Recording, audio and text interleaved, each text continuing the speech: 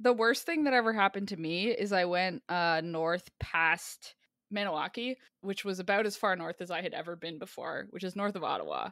And I went into a Tim Hortons, and my two friends who were with me and who are first language French ordered coffee and got the roll up the rim cups. And then I ordered in my English accented French, and they did not give me a roll up the rim cup. So, yeah, it was really hurtful. It's the worst because I spent 25 years there. I grew up in Quebec.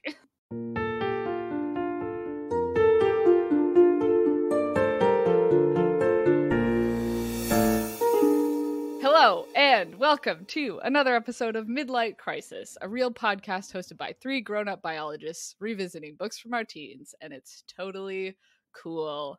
I am one of your hosts, Sophie, but today I have a randomly generated fantasy name that I had forgotten about until just now.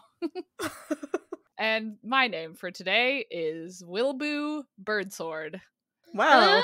Yep. Wilboo Birdsword. That suits you a lot. Right? Yeah. It's pretty good. It's just a good name. No jokes. It's just a good name. Yeah. It's good. No jokes, no notes. Just a good name. Mm-hmm. Nice. Well, I'm Sam, but in Fantasyland today, you can call me a Burial Space Shaker.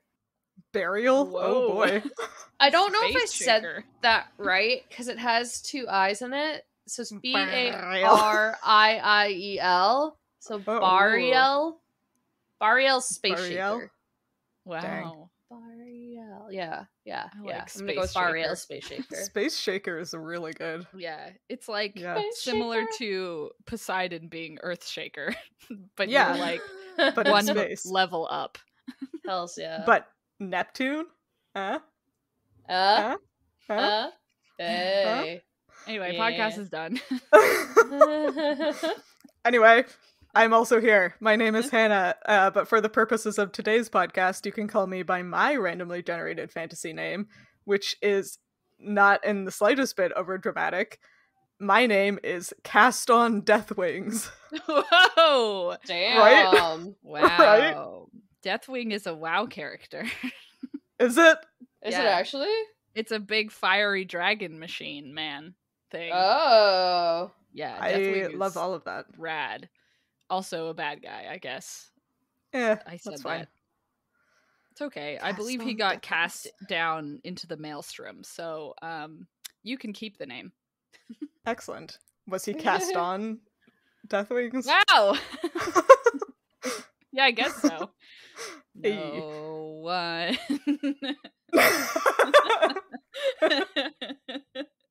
No one wins like cast on. Has Deathwings like cast on? Okay.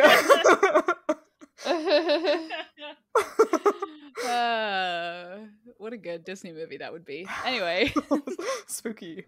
yeah. Speaking of Deathwings, Uh-huh. I guess. No, continue with the segue. Yeah, no, that was Connect it. the dots. Yeah, upon wings of death, Uh-huh. I guess. Let's talk about the two chapters we read of Eragon this week, which has a dragon in it, which are kind of like wings of death, if you think about it. If you think about it. Yeah. Yeah. We read chapter 41 and 42. I guess I'll kick it off with chapter 41, which is Fighting Shadows. And I will preface this summary by saying I wrote this at 4 a.m. at Pearson Toronto Airport, so bear with me. As the chapter title suggests, Eragon fights through the shadows to escape with the aid of Murtagh and Saphira. He starts off by freeing himself and threatening a guard with a very unique form of torture, which we'll get into later. But then Murtagh happens to stumble upon him and they make their way out, but not before saving the beautiful elf, which the first thing Murtagh says is, she's beautiful, because, of course, we must take time in the Grand Escape to mention the beauty of a woman. Uh-huh. Anyways, Murtagh has a plan with Saphira to get them out, but does not realize that there is a shade involved, who then promptly interrupts their escape attempts. But Saphira comes in hot, ripping the roof off. An arrow goes through the Shade's head, though it is undetermined whether he is actually dead or not from this. And then our heroes escape on Saphira. I don't think that's half bad for a 4 a.m. summary, so... That's great. No, you did it. Yeah. I did a thing. Yeah. Anyways, Hannah, Yeah. do you want to tell us about the next one? I will. It's called A Warrior and a Healer. And in it, Saphira struggles to fly her 3 passengers the half mile to where the horses are waiting after having been shot with 5 arrows, one of which is still embedded in the muscle of her, quote, flying arm. Eragon heals these injuries, including pulling out the arrow, and they carry on with the elf still unconscious on Saphira's back. They ride through the night and finally stop at dawn because they all desperately need to sleep. They chat briefly about the situation with the Urgles and Galbatorix's ability to control the narrative around the Varden and the elves and make them seem like villains if he so chooses. Then they take the elf, who is still unconscious, off of Saphira and realize that she is grievously injured. Eragon sets about healing her too, and he, quote, labors through dawn until, quote, the sun was well into the sky. Having not slept, they all get back on the road, and Eragon then falls asleep on Snowfire with Murtagh leading the group. Wow. Classic. Even on a horse, Eragon's Even got on to a fall horse. asleep at the end of the chapter. I don't think we've had a single episode where Eragon doesn't fall asleep at the end of at least one chapter. Yeah. I don't Which think is so. honestly just buck wild. And I really think there's only been like 2 chapters where he has not fallen asleep. at Yeah, the there's end of not the very chapter. many. There's really not a lot. No. So Eragon wakes up and he's like, holy shit, I can do magic. And he I am very proud of Eragon for unlocking the door by using magic to just turn the lock rather than like blasting through the wall or something. Yeah. Like, that's so mature of him and not Yeah. something I expect he would have done like 6 chapters ago. Like, really subtle. That's a good point. Extremely subtle, yeah. In Eragon terms. Yeah. I also like that he gets out of the cell and is like, oh my god, my magic is back, this is great, I'm gonna magic out of the cell, I'm gonna go find my dream girl and my cool sword, and then I'm gonna escape. And then after that he's like, oh, Saphira! And he Yeah. finally remembers that Yeah. his dragon exists. It's cool, Eragon. Oh my gosh. Such a boy. Just, Yep. Yeah. just such a boy. I get that he's weak from hunger and probably like drug hungover and excited to get his magic back, but the fact that his like soul bonded dragon is like the 6th thing on his mind is very funny. Yeah. Yeah. Also, that she's not like screaming into his brain the minute she can reach him, you know? Like, is Eragon the only one who can initiate contact? I don't Yeah, think right? so. Because didn't Yeah. she like wake him up when Braum was convulsing by like Yeah. yelling at his head? Yeah. Yeah. So And she, I mean, to his credit, I guess, she doesn't even seem to care, because the first thing she says after he contacts her for presumably the first time in several days is, I am over Gilead, don't do anything, Murtagh is on the way. Not even Yeah. like, oh, you're awake, you're alive, I can hear you. Just like, don't do anything. Don't even think about it. Just stay where you are. Don't move. Also, hi. Like, Also, hey, what's up? Glad that you're okay. yeah, they're truly made for each other. It's nice that they both don't care, I guess. Yeah. It's interesting because in this, right at the beginning of this, he says that his first use of magic had used all of his strength, but now he's grown so much stronger that like unlocking the door or whatever he plans to do in the future like isn't going to exhaust him, he implies. Yes. You hear this a lot in like magical-y books where it's like, yeah, I practiced and now I'm stronger at magic, which like implies that there's like a physical thing Yeah. in your body Yeah. that is like your magic using muscles or whatever. Uh-huh. We also haven't gotten any content of Eragon practicing with magic basically since he did that. Like, the first action he was talking about was when he threw all of those Urgles and Braum yelled at him for ruining everything. But that was months ago by this point.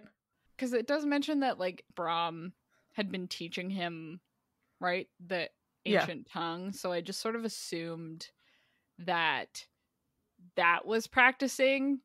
Yeah. Because you'd have to like learn the language and see what it does kind of thing. Yes. like, I do acknowledge that there's an important aspect of, like, actually having the vocabulary to do magic more efficiently. Yeah.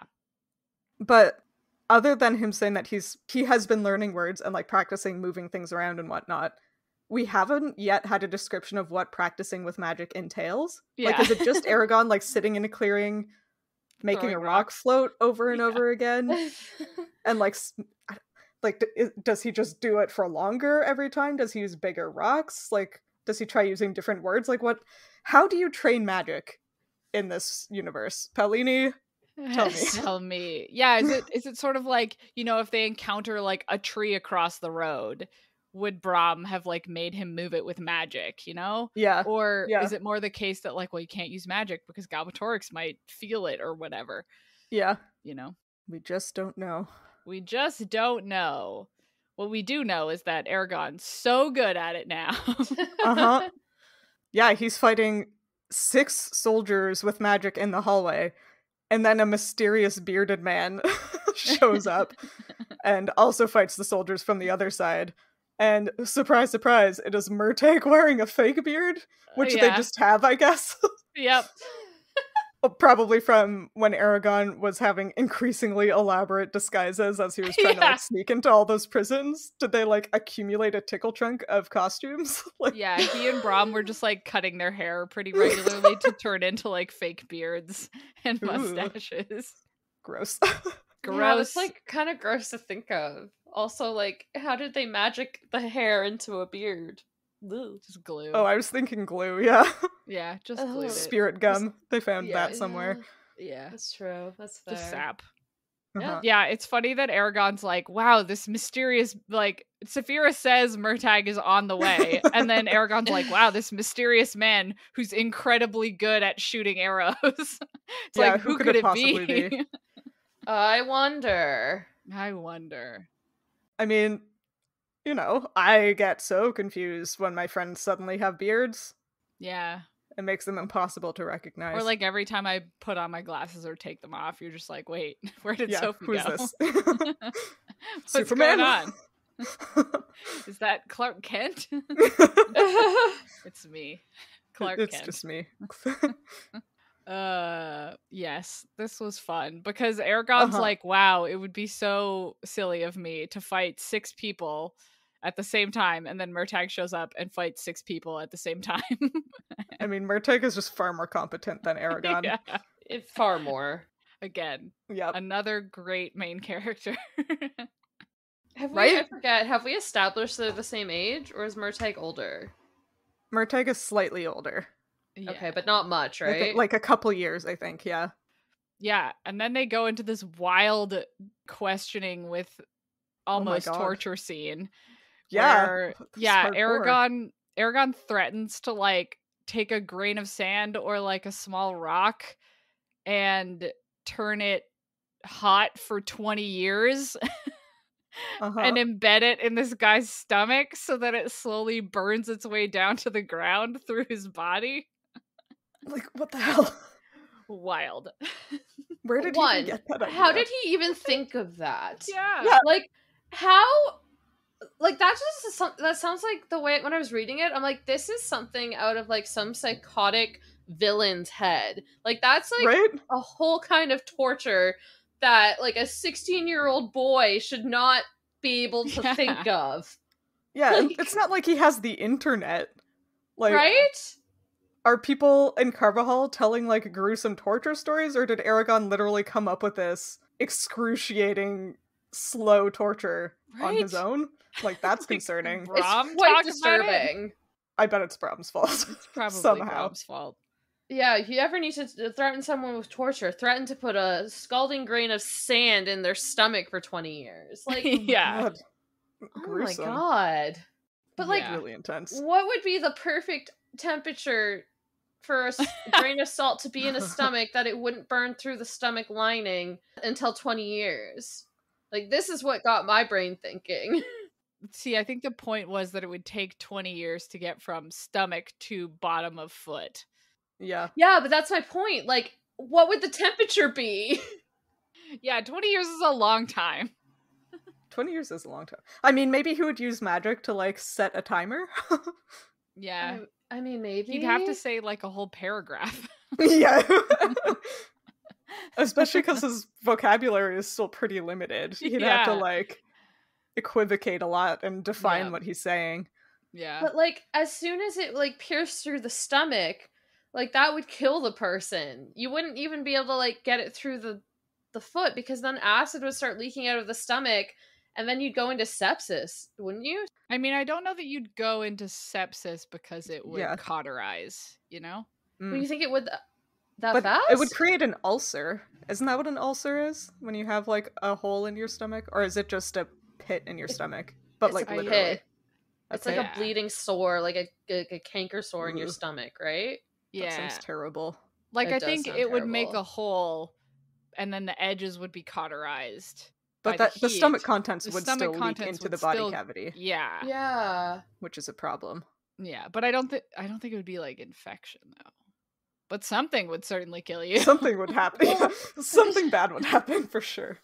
I've read enough books where it's like a stomach wound is like the worst wound to get as far as like non-fatal right away, like non-instant, because like if it goes in your stomach, like the acid leaking into your body is like apparently excruciating. And like back in those times without healing, like there's no way to save a person with that kind of wound. But I guess if it's just the size of a grain of salt, it wouldn't be that bad. But Yeah, I I think don't the know. issue is more if it pierces your like intestine.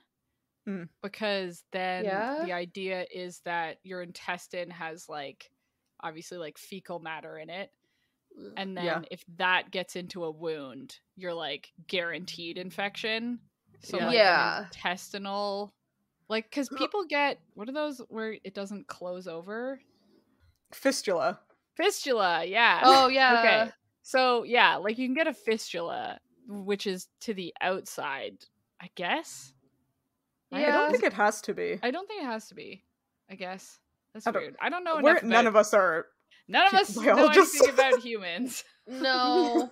I just anyway. I just think, yeah, I was just like, I guess if it's a grain of salt, really not that big a deal. But if it was like the size of a rock and then that you left like a rock sized hole in your stomach, I don't think that would end well. No. Yeah, he starts the threat with a grain of sand, and then he picks up a rock and is like, this'll do. It'll just go faster and hurt more. And the guard is like, oh, what God. the fuck? Like, Oh, no. It's No. seriously disturbing how he came up with this. Oh my God. Like, psychotic. Yeah, Yeah. that's What?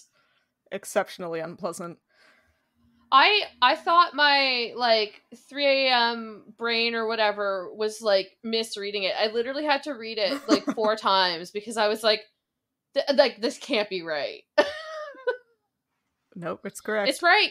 It's what happened. It's what happened. Yeah. Yep. A wild time. I mean, it worked. He got information out of the guy and didn't put a piece of sand in his guts. Yep, so that's Yeah. good. Yep. Yeah.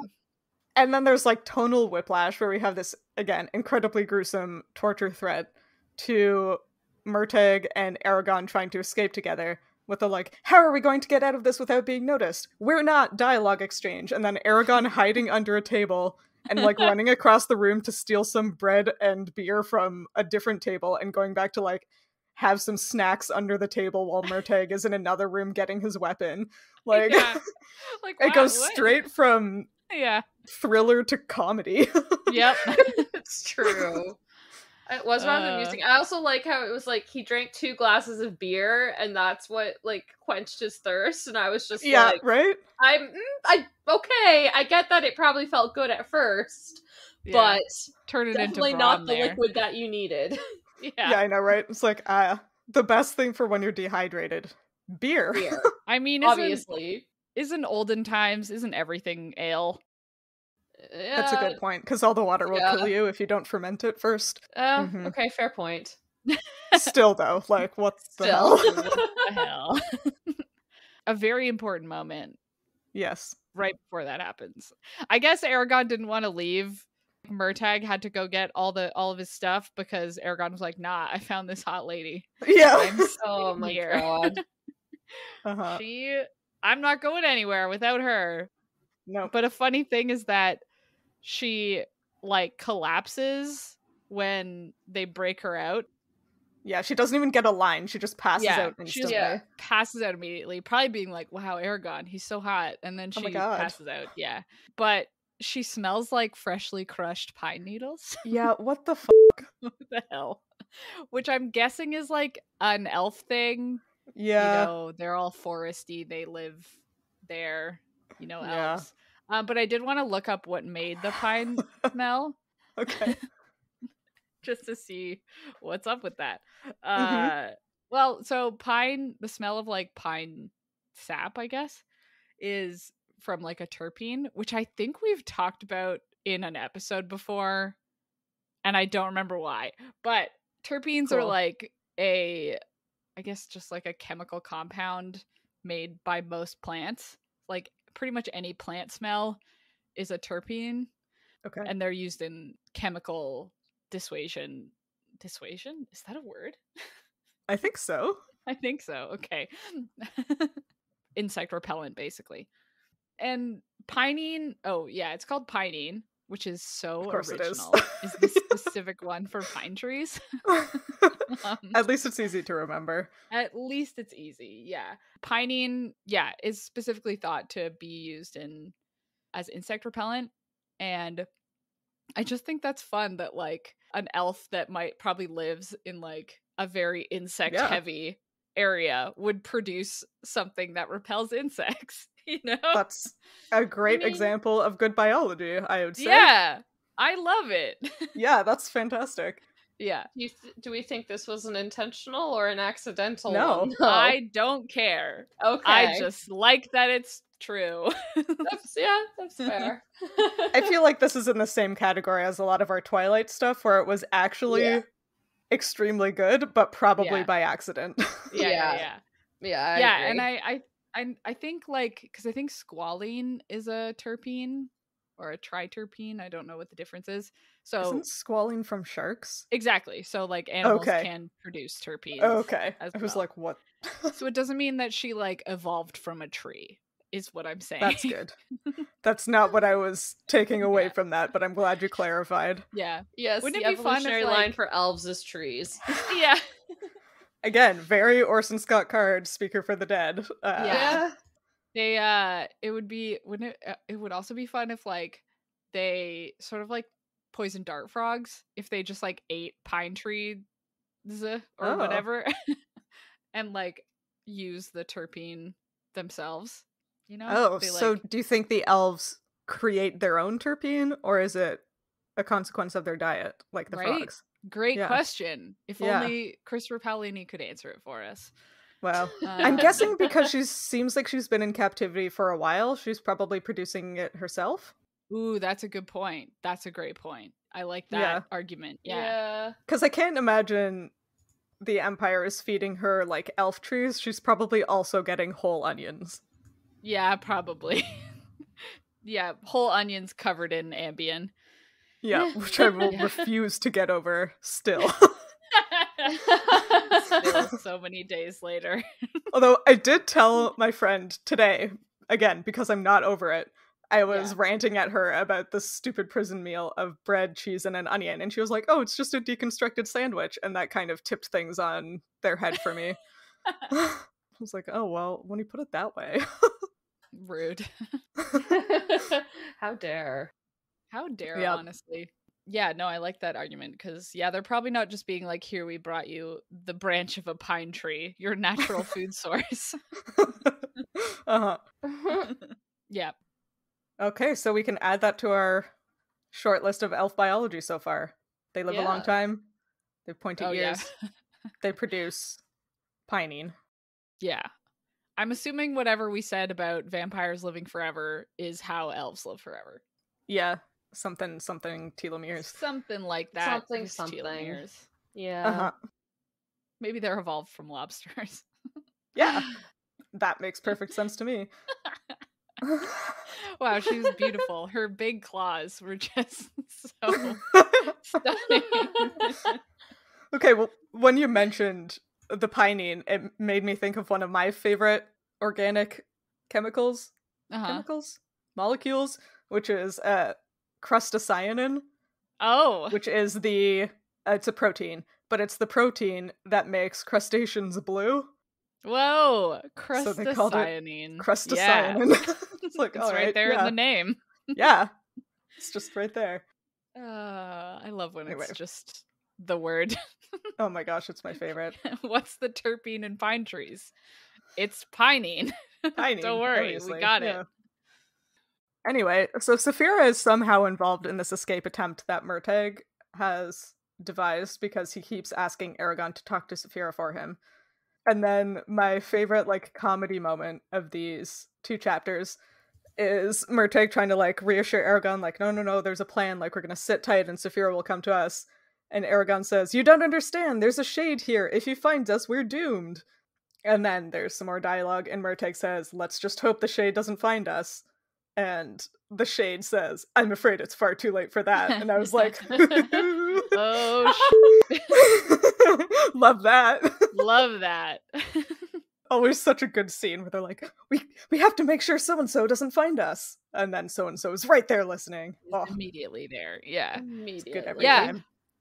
That specific part, I was reading it and I realized that I was like, man, I'm like actually just reading this chapter. like I really I'm like just this having chapter. a good time with this chapter.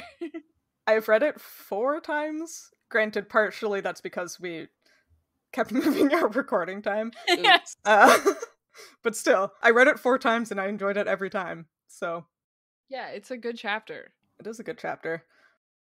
The shade has appeared, and he has a pale sword with a thin scratch on the blade that is specifically pointed out for some reason. Yeah. And he has a body like a runner's, which to me is an interesting observation because it implies that, like, running is like a recreational activity. Oh, yeah. I didn't even think of that. I mean, Interesting. I would assume that there's like sports competitions or something. Yeah, I guess there right? must be. Like, I feel like even if it's in Fantasyland, competition in sports is such a big part of human culture. I think it'd be like fair to assume any Fantasyland would have some sort of athletic thing to it. And running is like pretty obvious one. But yeah, it is interesting. Yeah, I think it stands out to me partially because I don't enjoy or give a single shit about athletics.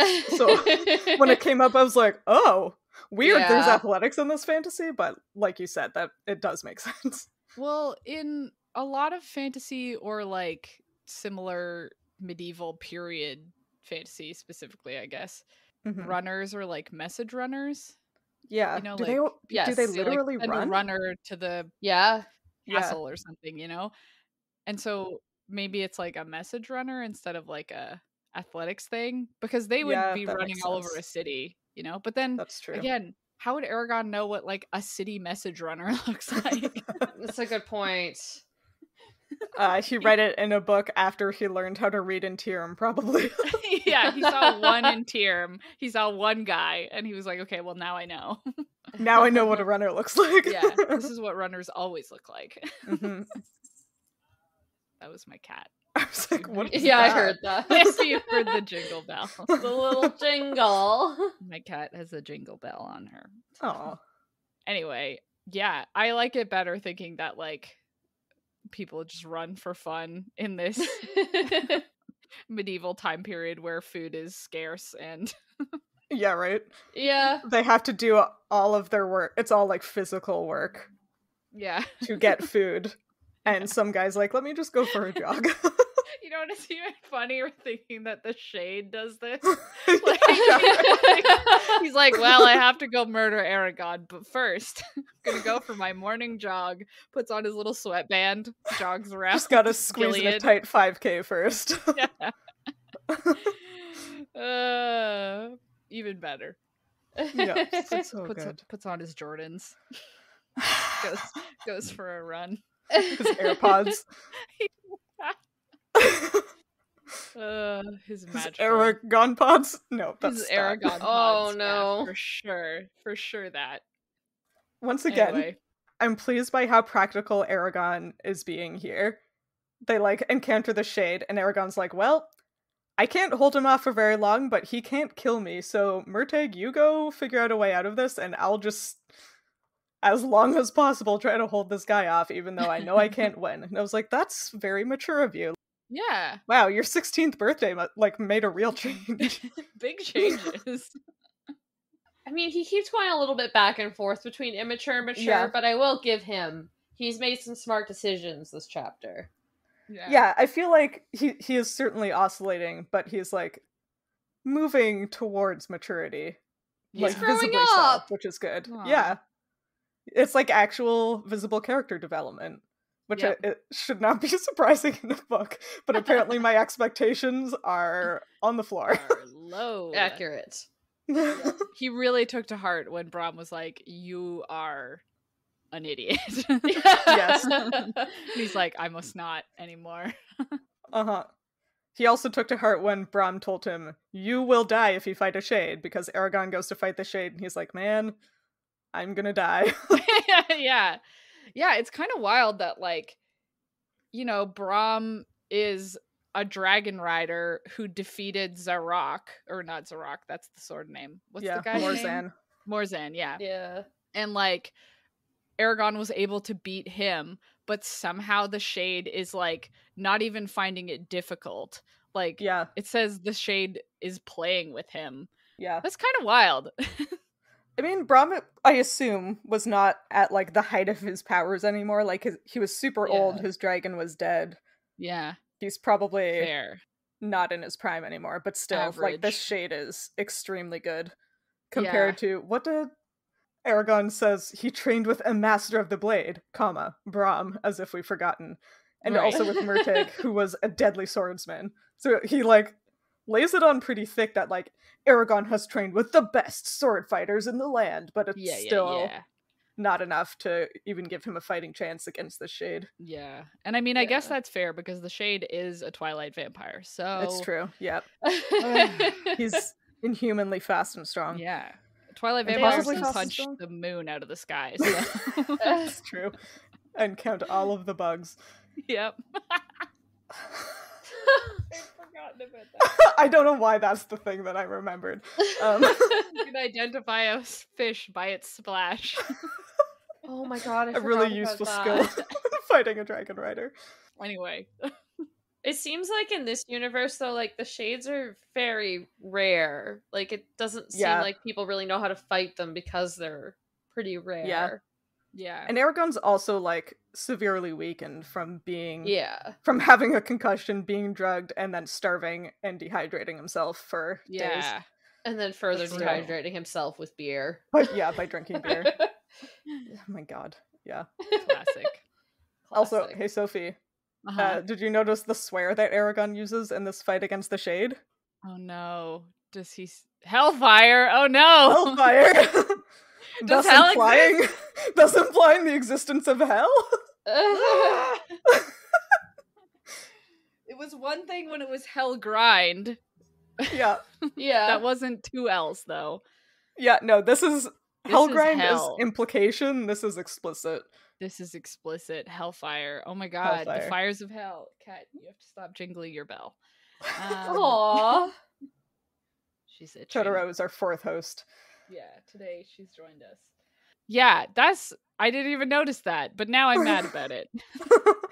I would not have noticed it if I didn't think it was so funny that you get mad at all of the, like, vague religious references. So hell exists. Hell exists. But there's no, like... Okay, no, it's fine. It's fine. We can move on. Yep. We're gonna get to a town and there's gonna be a church and I'm gonna be like, fucking what? To whomst? To whomst is this church? Wait, wasn't there already a cathedral? Yeah, yes. But that was for a specific... It was for a specific mountain. The mountain religion. The Hellgrind. I was like, did I forget something? No. There was also, right after that, there was another pretty sick tropey moment where it's like the Shade being like, you can never defeat me. I'm disappointed that this is your best. And then Eragon's like, well, you've forgotten one thing. Wait, no, like, you skipped the important part of that taunt. He says, if it? the other riders were this weak, they must have controlled the Empire only through sheer numbers, which is so rude. And Eragon's like, well, you forgot one thing. And it's like, what might that be? And he's like, the dragons, right as Saphira rips the roof off. Oh my god, It was so so good. good. It was very good timing. I love it. Yeah, it was good. Yep. No, that's amazing. Amazing. Again, I genuinely enjoyed this chapter. There are so many good moments in this chapter. Yeah. Yeah. Including the part where Murtagh shoots the shade a couple of times. The second time directly between his eyes, and the shade held with agony and writhed, covering his face. His skin turned grey, mist formed in the air around him, obscuring his figure. Then there was a shattering cry, then the cloud vanished. Which is like, whoa. The shade vanished, like he either died or like disapparated or something. Yeah. And then the first time I read this, actually the first 3 times, I was like so impressed by like, wow, this is such a cool visual. But then the next line is, where the shade had been, nothing was left but his cape and a pile of clothes, which means that if the shade is not dead, as Murtagh says he's not sure if the shade is dead, so he just like rematerialized somewhere naked. What? Classic. Like imagine you're just some peasant, like working in your field, and there's like a flash and like a puff of brimstone, and a naked vampire appears in your field. Like, what the You'd be hell? like, the smell of hellfire. Hellfire. A creature from hell has arrived. What's so funny, like, he clearly takes his sword with him. Because second before he's holding it, and then he disappears, and all that's left behind is a cape and a pile of clothes. So it's like he's naked but still has his sword. Why? What? Like, how does that work? Maybe the sword is like physically part of his body, like an extension of himself. Maybe he's not. Maybe they call him a shade because he's like a shadow creature, and he's like possessing some guy and also this sword. It's a cursed sword, a real cursed sword. A cursed sword. Yeah. A cursed sword. How do you curse a real sword, though? Anyway. Referencing one specific moment of a different podcast. Yep. You forgot to mention. Oh my god, cat, stop. You forgot to mention this specific moment also had a sick line drop, which was Murtagh shooting the shade, and the shade being like, you're going to have to do better than that if you want to stop me. And then Murtagh shoots him directly between the eyes. Yes! So good. So good. I don't know why this chapter is like so good. Yeah. But it's amazing. He did such a good job. Yeah, is Christopher Paolini secretly just like amazing at fight choreography and sick one-liners? Well, no, because his fight choreography also included Eragon being punched off a horse and wagons falling over. Yeah, falling out from behind buildings somehow. You know, maybe he wrote this scene first and then had to build up to it, and he just like edited it so like many times. Yeah, which is what I would do, honestly. We'll have to see, but maybe he's good at the singular big enemy versus, like one-on-one fights. Yeah. Maybe that's where we're going. Anyway. Yeah, just like a whole page of great back and forths. Oh my gosh, so good. So good. Yeah. And should we talk about Saphira ripping off the roof with her talons? Yeah, that's what the serrations are for. That's well, okay. I was like, are the talons the front serrated claws, or are they her back claws? Because usually talons are for grabbing, right? Yeah. I feel like talon is a very specific word choice. But maybe I'm overthinking it. I think talons are like, I think it's what they're made out of. Oh. I mean, you're the bird nerd. I was going to say, I tried to Google talon, and it was like, do you mean talon in League of Legends, or do you mean talon in Overwatch? And I was like, none of those. No.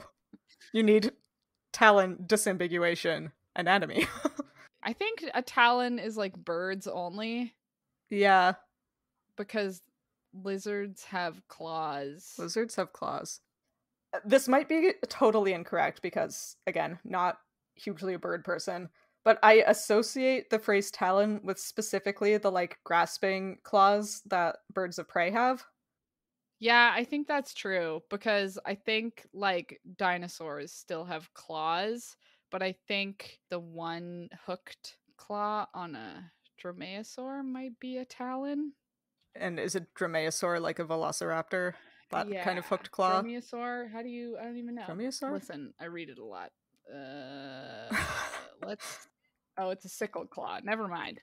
Oh, Yeah, so I sure. think raptor isn't a bird of prey. I think they have Yes. talons. I don't think. Yes. I think everything else is a claw, but I don't think it has anything to do with the structure otherwise. Okay. So a dragon could have a talon. Yeah, does that mean Saphira's feet are shaped like bird of prey feet? Yeah, I guess so. Like maybe her claws. Wasn't it that she wouldn't be able to pick up and hold anything? Yeah. Wasn't there something about that? Yeah. Yeah. There And was probably something why she about that. can't walk really well. I guess she probably has really long curved claws. It must be, right? Yeah. Which, like, at least is consistent with those points that we've established so far. Yeah. But it is an interesting addition to her physiology. Yeah. Imagining her feet like that.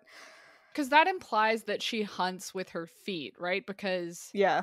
birds of prey, some of them do use their beaks as well to like help, but primarily their method of hunting is to like hit with the feet and dig in with the claws. So that sort of implies whatever Saphira's prey is like Uh-huh. claw based. At least that's kind of consistent again with something we talked about before, which was that the fore limbs, as in FORE limbs, her front legs, are the ones that were magicked on. If she was like initially basically like a wyvern with back legs and wings. Yeah.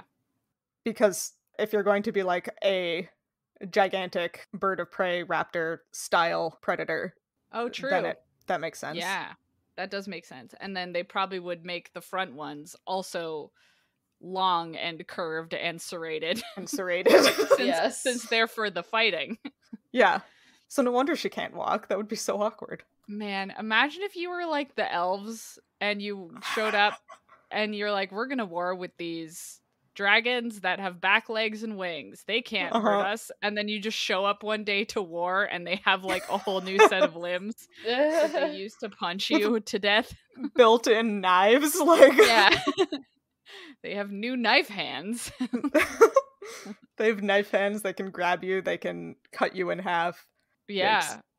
In addition to their claws, their teeth, presumably their fire, and their gigantic muscular bones. Yeah. Muscular bones? Muscular bones. Yeah, you know. Yep. You know how bones work with muscles. Yeah. And Saphira just like murdered a bunch of guys. Yeah. To get there. Yeah, again, an amazing line. Yeah. Eragon says, I heard fighting on the roof. Are there men up there? And Saphira says, there were, but no more. Damn. Like, so good. The dialogue in this chapter is so good. Yeah. Another interesting thing at this part is Saphira like takes off with the three of them on her back. She propels herself over the side with her powerful legs. And this reminded me of the rescuers. Of the rescuers. No. Now it does. But how people like think the really big pterosaurs took off. Okay. Because like if you've watched Prehistoric Planet, I have. Uh-huh. Yeah, there's like the Asdarkid pterosaurs are, some of them are like giraffe sized, but they probably could still fly. And one of the big questions is like, how did they get off the ground? And they show like a really clear, one of the most, I guess, well known or thought of, the most believed way that they probably take off is they essentially like pole vault off of their wings. Oh, whoa. So like they'll like kind of lift their back legs first to like kick, and then they continue the kick off of their front limbs, which are their wings, and then they start flapping. Yeah. That's really cool. Yeah, right? So I sort of, the way it's talked about here is like Saphira propelled them over it with her powerful legs, which sort of makes me think that she like kicks off, Yeah. you know, in a similar way. Like her back legs probably push first, and then her front legs, and then her wings go, you know? Yeah. That makes sense. Just a fun I guess not dinosaur fact. Wow. Delete me off the internet. You heard it here, folks. No! So pterosaurs or whatever are dinosaurs. No.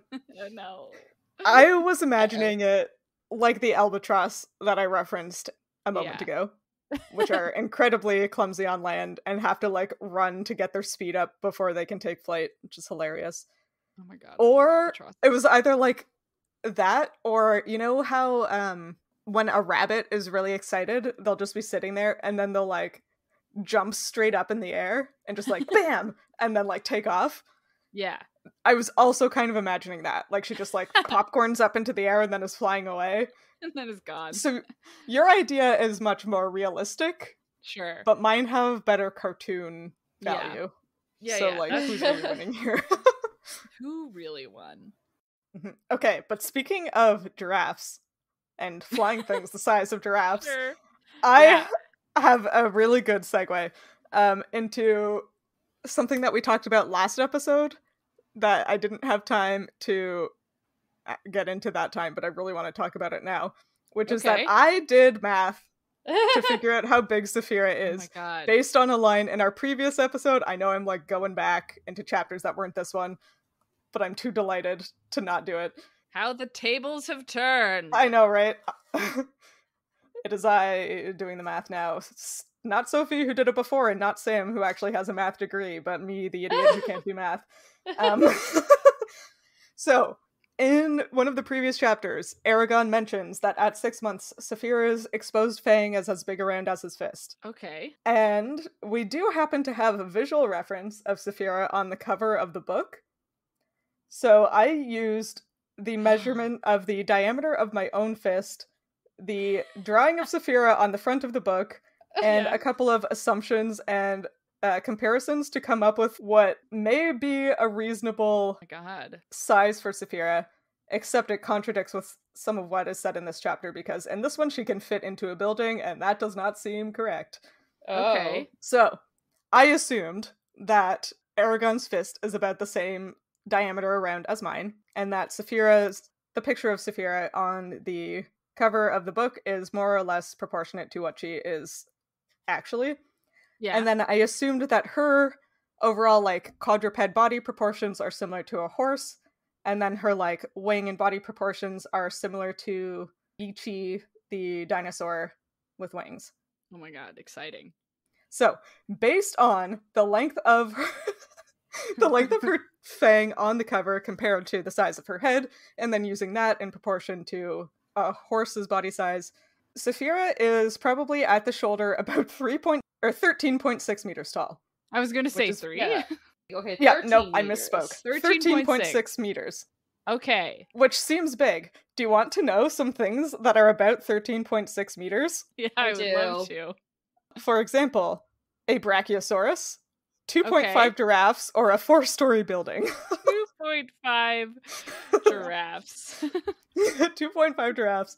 So Saphira at the shoulder, according to this one very throwaway line and the math I spent an hour doing at midnight a month ago. Yeah. At the shoulder, Saphira is the size of a 4-story building. I'd buy it. Then I calculated her wingspan based on the Ichi proportions. Sure. And if Saphira is 13.6 meters tall at the shoulder, her wingspan is about 68 meters. Holy shit. You know what? Tell us you know what else is 68 meters? Yeah. It is slightly longer than the Leaning Tower of Pisa, and approximately the same wingspan as a Boeing 747 jumbo jet. And you can fit more than 3 people in a Boeing. You can fit more than 3 people in a jumbo jet. Wow. So, this makes me feel better that they just abandoned an unconscious woman on her back, because I was like, is she like big enough to stay up there without falling off? And I guess so, yes. Apparently, according to my admittedly kind of shifty math, Saphira is f***ing huge. I mean, Dang. It does make it, like, a little more suspicious that she struggles so much to carry 3 people, but again, she is injured. I was gonna say, she had quite a few holes in her wings. Yeah. Also, like, it could be that she is not hollow boned, you know? Yeah. So it could be Yes. that her size is most of the weight that she can carry. Yes. Yeah. We did discover in the previous chapters that she does not have hollow bones because of Yeah. the description of, like, how solid and thick they are. Yeah. So, solid bones. Big dragon. Well, I mean, it would make sense that she needs wings the size of a Boeing 737 then. Like, Yeah, no kidding, eh? like, how else would she get off the ground? That's bigger than the largest ever land mammal by quite a lot. Yes. You know what my first thought was? Is that her wingspan is longer than the deepest limits of recreational diving. Jeez. That's where my head went. That's deep. That's so Right? deep. That's so so big. deep. Yeah. Oh Because, like, my recreational god. limits are, what, 40, 50 meters, I think, is 130 feet. Her wingspan is larger than how far I can go underwater, is basically the comparison I was going to make. That is nuts. Wild. So that is not really compatible with how she's described, like, interacting with the world in this book, but it is No. consistent with the definitive measurement that Eragon has described and the cover art that they chose for this book. Maybe Yeah, her that's fangs fun. are just much bigger than they are on the cover. I mean, it wouldn't shock me that a 15-year-old boy would make his dragons ginormous, but I also feel like he Ginormous. probably didn't put that much thought into it, but I don't know. Yeah. Yeah, no, in this chapter, Saphira jumps into the banquet hall, which if she was the size of a 4-story building, she would not be able to do. Yeah. However, I choose to believe that Saphira is the size of 2.5 giraffes with the wingspan of a jumbo jet, because it's Yeah. better. Just to go back to my pterosaur similarity. Uh-huh. As darkened flying dinosaur. pterosaurs, their heads are like absolutely gigantic Okay, yeah, Yeah. those are the when ones that compared to like their a body. compass, right? Like a pencil compass. What? What? Like, they're basically... Never mind, carry on. They look like a pencil compass? You know when you have, like, a compass... What? Not like a compass from a geometry set that you use to, like, measure distances, and it's just like two points that touch the ground, and the whole, like, front is the same size as the whole back. It's like their whole head is the same size as the whole rest of their body. Anyway, carry on. No, I had to pull up pictures of them to be like, how? What? Huh? No, it's a really good comparison, and we should definitely not talk Yeah. anymore about it because it Well- will hold up to scrutiny. Sure, okay, yeah. No, like, so something like Hatzegopteryx, the head alone is like bigger than the body. Oh, Yeah, like a baby. which is just kind of bonkers. So I just googled it. That thing looks fake. yeah, right. That can't possibly have existed. this is fake news. This is a hoax. This is definitely a hoax. So, like, it is possible that her head is not a horse proportion. I refuse to believe that Saphira is proportioned like this monstrosity. But you could redo the math Oh, based on I won't. Hatzegopteryx for next time. all right. I had a hell of a time trying to find a reference for, like, the proportion of an Ichi skull compared to its estimated wingspan. Oh, Yeah. I can't believe you did find one. I think it's pretty guesstimated, but Okay. I mean, my whole math was guesstimated, so, like, whatever. Yeah, and Yichi would have been like a glider, like it didn't have powered Yeah. flight. So Yeah, so Saphira's wings are probably not as long, right? Because gliders tend to have really big wings. I think so. That's true of bats and seabirds. Yeah. So I assume it's also true of dinosaurs True. and dragons. Yes. Yeah, that makes sense. Yeah, so her wingspan might not be that big, but also she has to heft around her 2.5 giraffes worth of solid Worth of boned, height. extremely Yeah. muscled body. So Yeah, exactly. anyway, where were we yeah. before I went on a... I mean, I think we were about to talk about the second chapter. Oh, perfect. Let's We do that. this every time. Because we've been recording for an hour, so we'd Oh, better no. talk about the second one. I mean, the majority of the chapter is Eragon healing the girl, you know? Yeah, he heals elf. Saphira and then he heals the elf.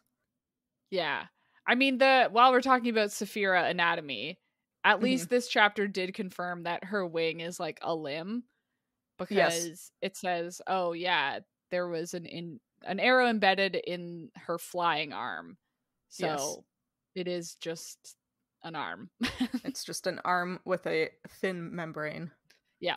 I'm curious to see, because I might have missed it, but I don't think he explicitly says that he, like, fills the holes in her wing where the arrows have been shot through. And, like, I'm going to assume that they are able to heal over and presumably scar. Yeah. But she also is missing a chunk from the trailing edge of her left wing now. Like, she gets 3 arrows through her wing, 1 through the trailing edge, and 1 into the muscle. Yeah.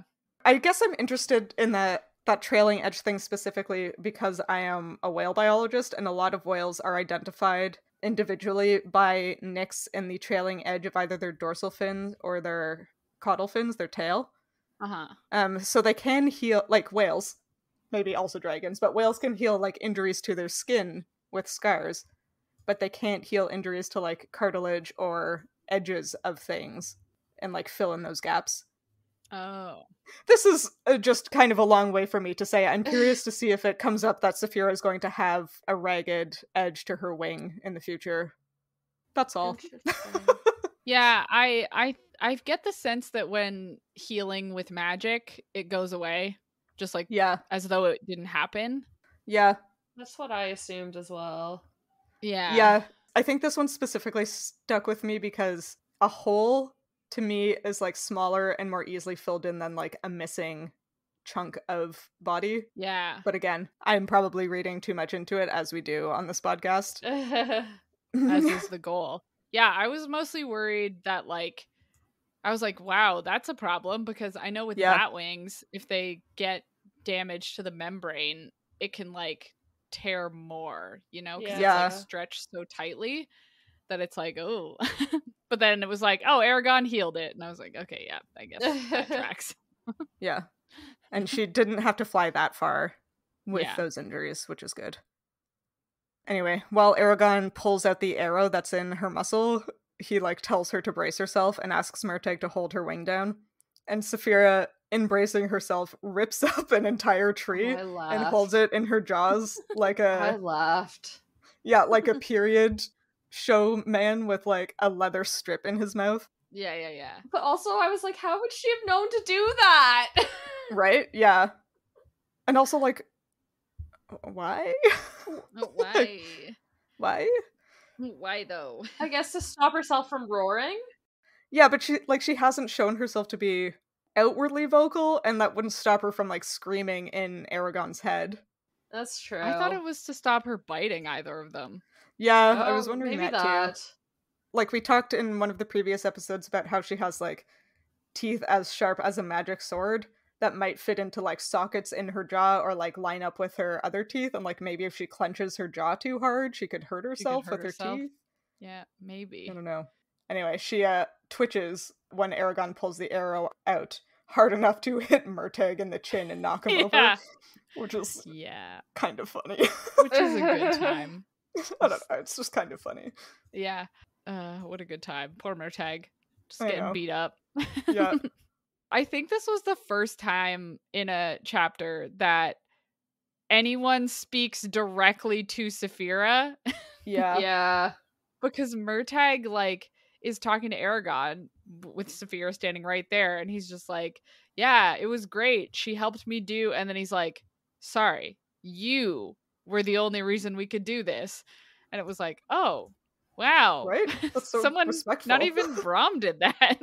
Yeah, no, I really liked that. I mean, we know that I already came into this with a positive Yeah. bias towards Murtagh from when I was Sure. 12 or whatever.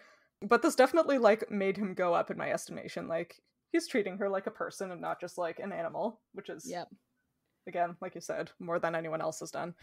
Yeah, because it's like when you have a character that can't speak except through someone else, Mm-hmm. you know, like, Mhm. yeah, you see this kind of thing happen where people talk to the person that she talks through and not Yeah. to the person who, Yeah. So I liked it. I was like, wow, Murtagh, proud of you.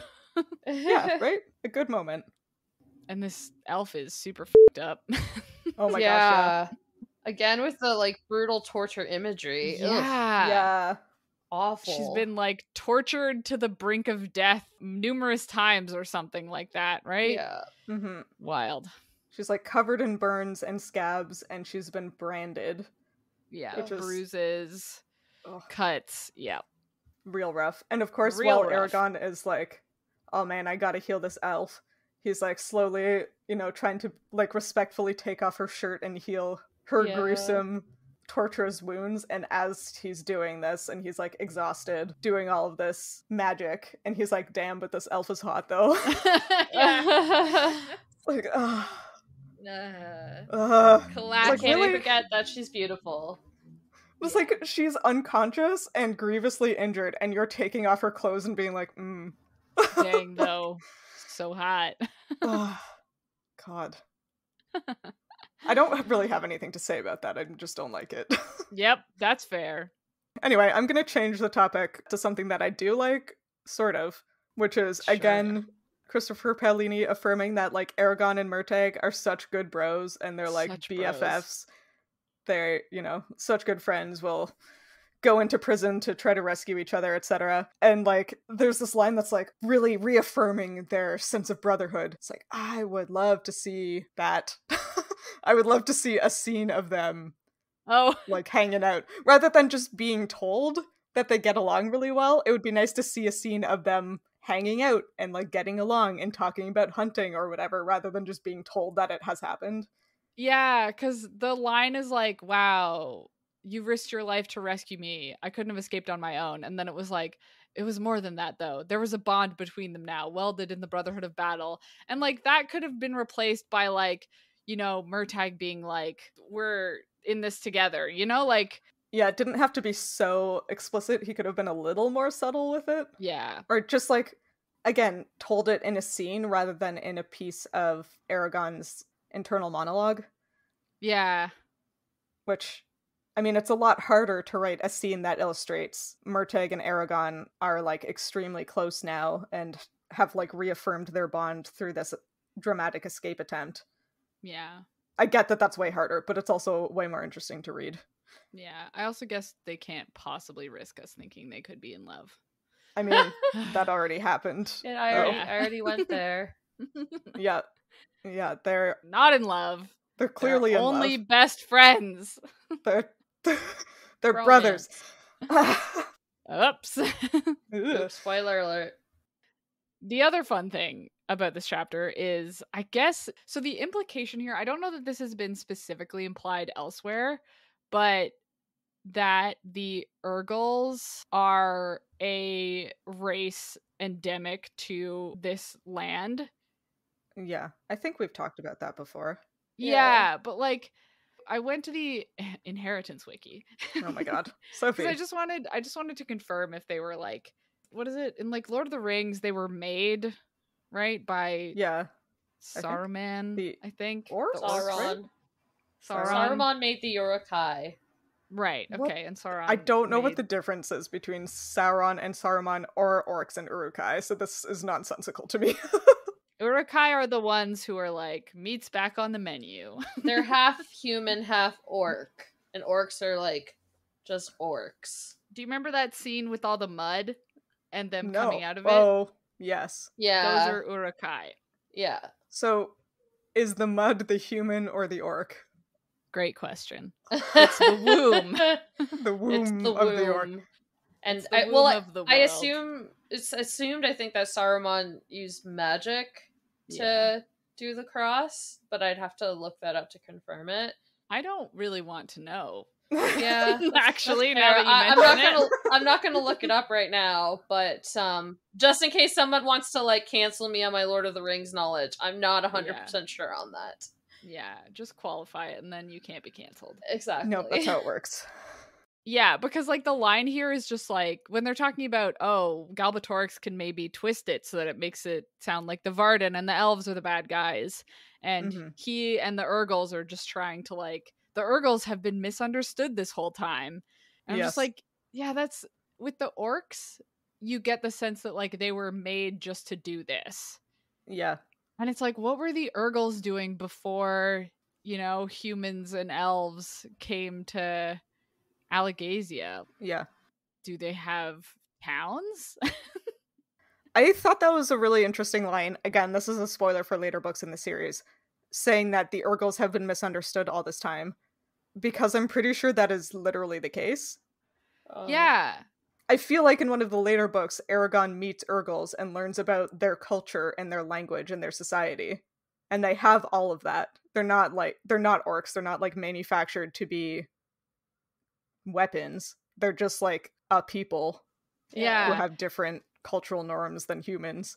Yeah, and it would make sense that the only ones that like the average human would interact with would be ones who are like outside of any Urgle town or wherever they live, you know? Yeah. Well, if they're specifically amassing in an army, it would specifically be the Urgle warriors, right? Like if you're collecting an army, you wouldn't have the women and the children too. Yeah. You would just have whoever the warriors are. I'm assuming that the warriors are all men because the 15-year-old. But maybe I'll be proven wrong. I don't remember that much. Yeah, and I guess we might not see it in this book, but it would be cool to know more about you know, the dwarves and the Urgles instead of the two people who colonized Alagasia. Yeah. Classic. It is interesting that Eragon has to be told that like a narrative of colonizers coming in and displacing the native people would be compelling. Yeah. Weird. Yeah. Huh. Imagine that. The other thing about this is that Eragon's like shocked that Galbatorix would release Urgles upon the populace. Yeah. He's like, how could the king commit such an atrocity on his own subjects? And it's like, is Galbatorix not universally understood to be evil? I don't think so. We've talked about it before about how like there are so many stories about Galbatorix being evil that should have been scrubbed from the public knowledge. Yeah. Because he's been ruling for 100 years or whatever, you know? He should have much better propaganda in place. Like, Eragon should, at this point, still probably believe that Galbatorix is a good ruler. Yeah, or like he had to take over because the riders had become, you know... corrupted. Whatever. Yeah, the riders were, like, arrogant and corrupt and abusing their power, so, like, someone had to overthrow them. Like, he should not have a single thought that the riders were good. Yeah, right? Yeah. Until Brahm starts having to, like, convince him otherwise. Yeah. That's just one of my thoughts. Yeah. Yeah. I did like, this is similar to when Eragon buried and mourned Brahm for what seemed like a long time, but really was probably just like an hour or two. Yeah. When they specifically stop because they're all exhausted and need to sleep. They stop at dawn. Eragon spends the morning healing the elf.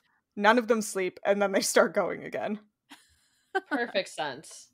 It was like... Makes perfect sense. I was like, wait. Because I was thinking, like, oh, they specifically mentioned they need to sleep. Like, that makes sense. I bet, you know, they're going to stop, make camp. I guess Eragon's going to heal this elf, and then they'll sleep fitfully in the camp until the moon rises or whatever. Yeah. But no, it's they make a camp, Eragon heals the elf, and then they leave before anybody can sleep. Yeah, because, like, I don't think Murtagh slept either, right? No, Murtagh was, like, providing food and bandages and, helping. Yeah. As Murtagh does, like, all he does is help Eragon, and Eragon just, like... Like, wow, great. So glad I have this good buddy. Now we're best friends. Well, I think that's all we have to say about the chapters. Yes. Yeah, I could go on, but I don't think that's necessary. Yep. Turns out we already had a lot to say. But yeah, let's guess what happened. Oh yeah. What will happen in the future in the next 2 chapters. The next 2 chapters are called Water from Sand and the Rammer River. Oh, Water from sand? he's gonna do some Yeah. Jesus. Yeah. Some Jesus shit for sure. All I can think of is the grain of salt. I And- know. or grain of salt, grain of sand, and torturing. And I'm like, Yeah. and then I'm like, can you turn sand to water? But then I was like, Yeah. I don't think so. I don't and then know. Do you think they go to the desert? They maybe. must be going to the desert. Oh, and then they like somehow pull water up from the ground or something, or trapped water. Maybe the elf wakes up and pulls water out of the earth or something. Maybe. I'd buy that. Yeah, you can't transmute sand No. into water because sand is typically silica, and silica does not have hydrogen in it. So even if you could like break the molecule, you would get silica. Okay, Silicon but rather. with and magic, oxygen. Hannah. I guess with magic. Well, and Saphira is a nuclear reactor, so maybe she can convert she can convert the silicon into hydrogen. Yeah. And then make water. So maybe. Yeah. I think that's what's gonna happen. Yes, 100% what's gonna happen. Yeah. What was the other chapter called again? Sorry. The Rammer River, which is I think a name. So I'm guessing they're going to wherever the Rammer River is. Yeah, they're just gonna go there. Usually that's what those chapter titles entail. Yeah, I can't find it on the map, so Oh. Although I've noticed the map in some places just says river. Oh. That's like, really helpful. Maybe so it means because it says river coming out of the Wodark Lake.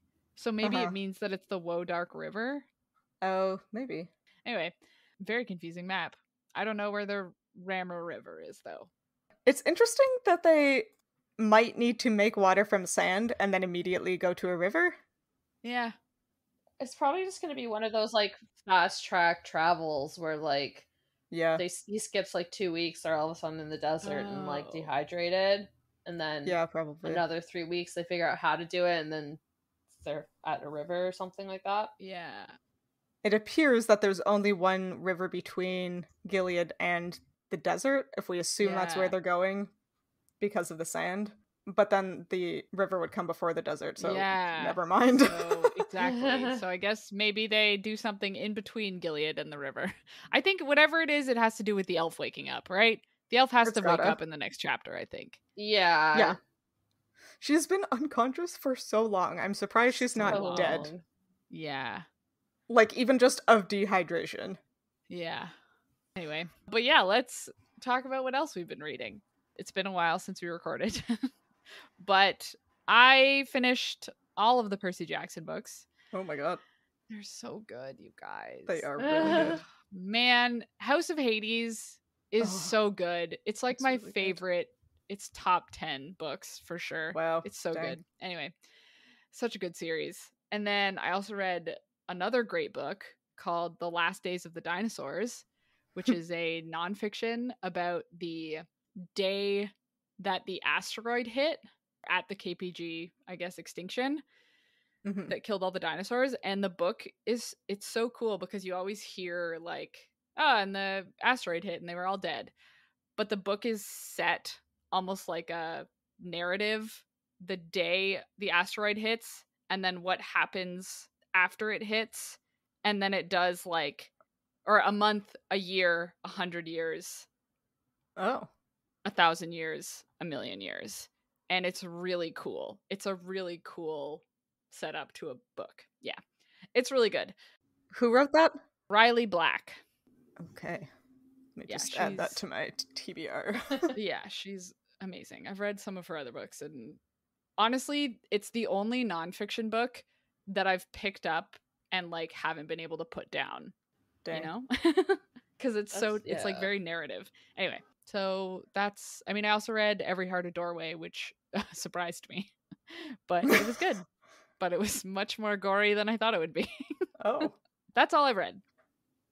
That's all I've read. I say about 10 books of I was gonna say, the Percy Jackson books alone, I read 7 books, but all of those were audiobooks that were like between 10 and 13 hours, so I could basically like finish them in a day and a half of work. So I'm just gonna say what I'm currently reading, which is We Hunt the Flame by I'm gonna butcher this. Hafaz Faziel, I think is how you say it. Anyways, it's a YA fantasy. Wow. And then I'm reading The Viscount Who Loved Me, which is Bridgerton number 2. And I think the last time you heard from me, I was reading Bridgerton number 1, so this makes sense. Hannah? Exciting. Me. I haven't read as many books as the other two, but I did read several. The highlights were Bitter by Akwaeke Emezi, who also wrote Pet, which I believe I mentioned at some point last year. And I also listened to The Love Hypothesis by Ali Hazelwood, which is one of Sam's favorite books. Yay! And it was pretty cute. Yay! Wow. Yeah. Fuck. I enjoyed myself. Yay! Yeah. But this episode comes out in July. So Sam, why don't you tell us what we're going to be reading in July for the Midlight Book Club? We're reading my pick for July because it's my birthday month, and we're going to be reading Throne of Glass by Sarah J. Maas because I want Hannah to read it, and Hannah is a completionist, and the only way that she'll read the whole series is if I make her. So that's why we're reading Throne of Glass. Yeah. I'm sure I won't mind it. I will probably like it, but I don't really want to read it. Yeah, that's the which spirit. Which is why Sam's making me do it. Yep. I mean, yeah, I'm not gonna. I could go on, but I think Hannah's gonna really like it because there's a big found family vibe in it, and it's a bunch of tortured souls who've lost all their family. No. So like, oh man, that does sound like me. It sounds like you. That Hannah. sounds like what I like to read. That sounds like you. So yeah, that's what we're reading in July. Come read along with us because it's gonna be fun. Woo! It's gonna be fun, I'm sure. I will grudgingly love this book. If you liked this chapter of Midlight Crisis and want to read along with our book club, consider rating and reviewing us on Spotify or your podcatcher of choice. You can talk to us and find fun-related content on social media. We are at Midlight Pod on Facebook, Instagram, Twitter, and TikTok, and all chapters of the show thus far are available on our website, midlightpod.podbean.com, and on YouTube. And for us, anytime we read a teen protagonist, I would have expected something more subtle from you, but I suppose that's all you're capable of. Teens! Teens!